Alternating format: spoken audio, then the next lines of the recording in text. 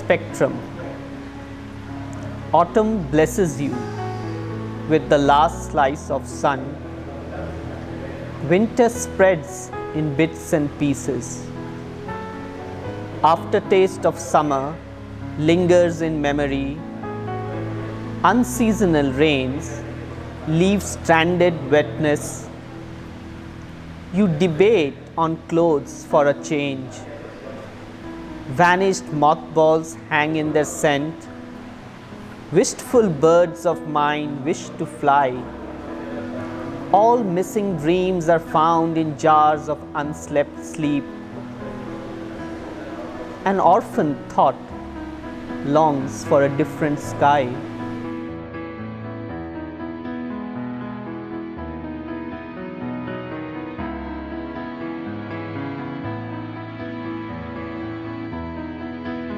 Sir, has the modern poetry the healing power for the society?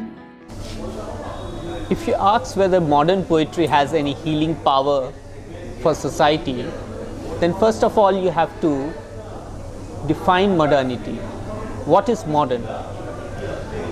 Modern means something that is, in one sense, that is at the present, that is contemporary.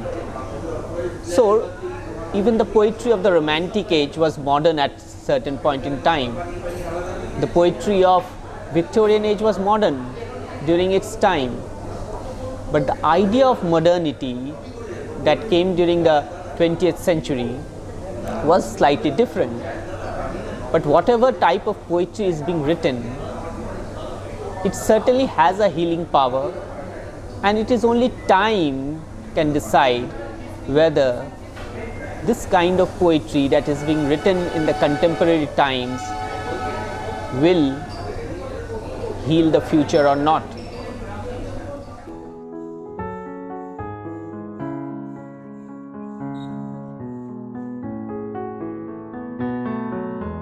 Sir, please tell us something about your research work. I did my PhD under Shantanu Majumdar at Calcutta University. Those years of doing PhD at Calcutta University were some of the best years of my life. I got so many professors to guide me. Professor Sanjukta Dasgupta was there and many others were there. My area of research was diaspora studies, especially the Indian diaspora. My thesis was titled The Indian Diaspora in Transition, reading Anita Desai, Bharati Mukherjee, Sunetra Gupta and Jhumpa Lahiri. I later went on to do research in other related areas. Attending DRS seminars at Calcutta University, doing research work with other fellow researchers, and the whole process of the PhD. It's not just an educational degree, it gives discipline to one's life.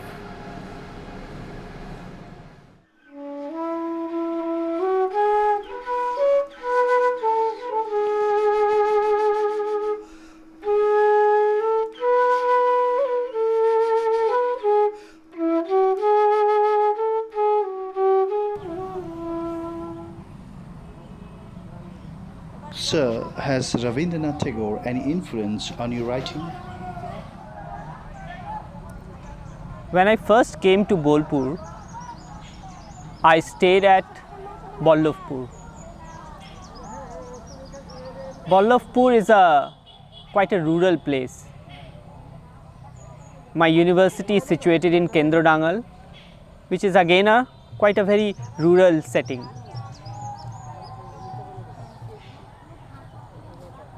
Living here in Ballavpur, my poetry changed. I got a lot of rural metaphors for my poems. For so long I was an urban poet, but now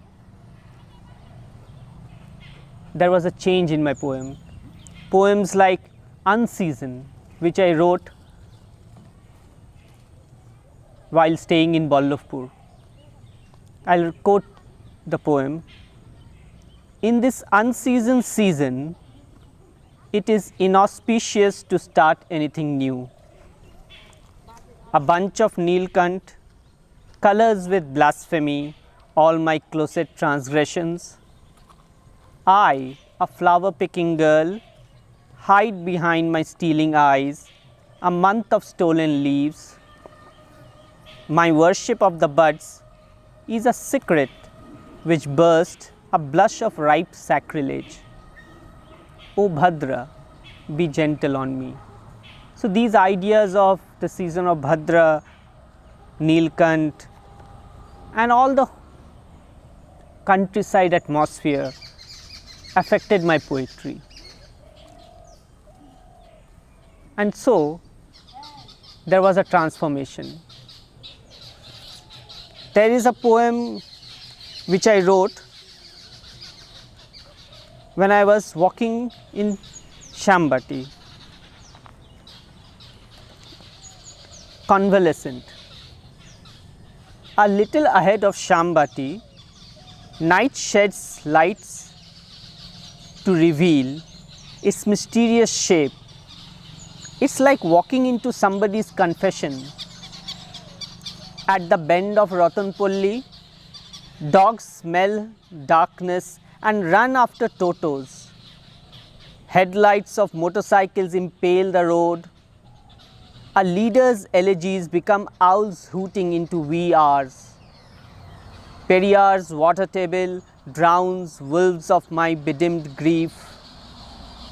This banyan growing in my mouth will not melt tonight.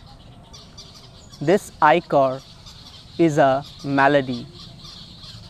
So these kinds of poems I had never written before when I was living in Calcutta. Whereas while coming to Ballavpur, these new metaphors came into my poetry writing, and my writing developed as a result. The last tea. After the funeral of the leaves, I see a bird on the rock, a butterfly, a river, sound of gurgling water fading as I leave. Thoughts become dragonflies, fly over trees. Who shall come back to them like a squirrel amongst the greens, if not me? Too much is left behind, and the smell of what never has been. The lost smoke from the oven and the last tea.